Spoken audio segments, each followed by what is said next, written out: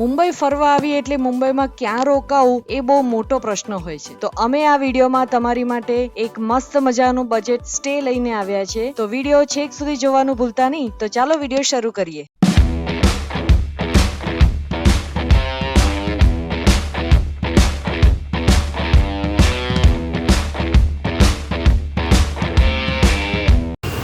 જો આ મારી સામે મુક્ત જીવન સ્વામિનારાયણનું મંદિર અને બાજુમાં એનો જે રહેવાનું ગેસ્ટ હાઉસ છે તે, અને એક્ઝેક્ટ એની બાજુની ગલી જે છે એ મહાલક્ષ્મીની ગલી છે, મહાલક્ષ્મી મંદિરની ગલી. ત્યાં અંદર તો ફોટોગ્રાફી અલાઉડ નથી હોતી, પણ જો ભુલાભાઈ દેસાઈ રોડ, મહાલક્ષ્મી, મુંબઈ.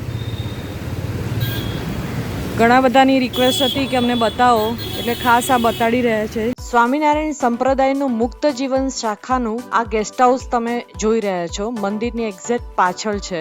અને ત્યાં સ્વામિનારાયણ સંપ્રદાયમાં ન હોવ તો પણ તમને આ ગેસ્ટ હાઉસમાં રહેવાની સુવિધા આપવામાં આવે છે.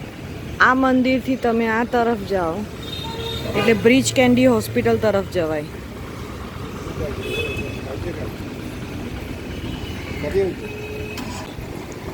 સામે જે ટેક્સીઓ દેખાય છે તે તમને મહાલક્ષ્મી શેરે જે રેલવે સ્ટેશન છે ત્યાં સુધીની જો શેરે ટેક્સી જોઈતી હોય, બસમાં ના જવું હોય ને, તો એ પણ તમને અહીંયાથી મળી જાય છે.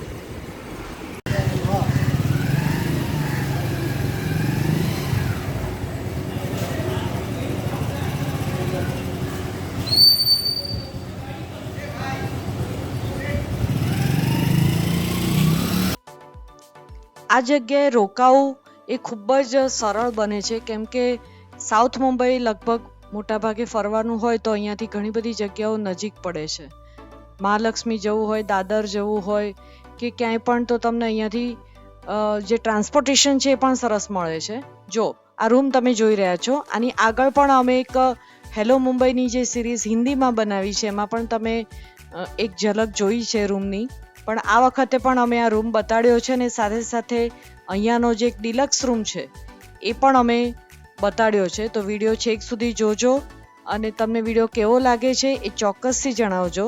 સાથે સાથે વિડીયોમાં કમેન્ટ તો કરજો જ ગમે તો, પણ કમેન્ટની સાથે સાથે કમેન્ટનું બટન જે તમે સ્વાઇપ કરશો તો હાઇપ કરીને એક નવું બટન આવે છે, તો પ્લીઝ એને પણ ક્લિક કરજો, અમને ઘણો બધો સપોર્ટ મળશે. હવે આપણે ઉપરના માળે જઈ રહ્યા છે કે જ્યાંથી તમે સીન જુઓ કેટલો સરસ દેખાય છે, સીધો જ દરિયો દેખાય. આ સુપર ડિલક્સ રૂમ જોવા જઈ રહ્યા છે આ લોબીમાં, અને સાથે સાથે આ જગ્યાએ બુકિંગ કેવી રીતે કરવું, અહીંયા કેવી રીતે અવાય, આ બધું જ સ્ક્રીન પર તમને દેખાતું રહેશે, એટલે કંઈ પણ સ્કીપ કર્યા વગર જોજો.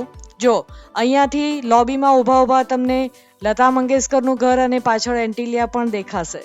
તો ખૂબ સરસ વ્યૂઝ અહીંયા આવે છે. મુંબઈ ફરવા માટે તમારે જો ટેક્સીની વ્યવસ્થા જોઈતી હોય તો પણ એ અહીંયાથી જ તમને અરેન્જ કરી આપવામાં આવે છે. કોઈ 1-2 દિવસ માટે, કોઈ અમેરિકન એમ્બેસી માટે કે એવી રીતે પણ આવ્યું હોય તો પણ એ વ્યવસ્થા અહીંયાથી થઈ જાય છે.